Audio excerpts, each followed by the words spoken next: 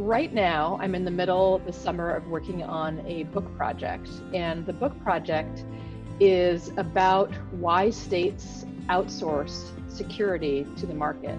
During the pandemic crisis, I've been interested in studying the failures of diplomacy. Why have existing institutions so far not come together effectively to produce solutions? I've just published a book on Europe's crisis of legitimacy, which is related to the Eurozone crisis of the past decade. The criteria developed in the book, in particular with regard to the legitimacy of governing activities, governance procedures, performance, responsiveness, provide useful tools for analysis for the COVID-19 crisis.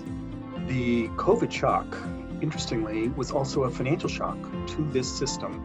And it is a stress test of the financial reform and the institutional change that we put in place after the last financial crisis. Just this summer, I have launched the Global Decolonization Initiative that has two research teams of undergraduate students working on decolonization, understood not as an event frozen in time, but as a process, an ongoing one. I'm working on two projects that are going to improve the world after COVID.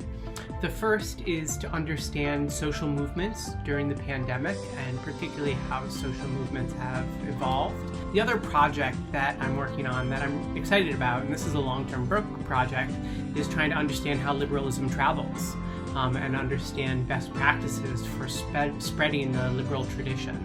I was already planning to study deportations this summer, but obviously COVID has impacted that greatly. My research project has changed somewhat, but the stakes are always the same, to try to understand the relationship between the United States and Central America and Latin America as a whole better.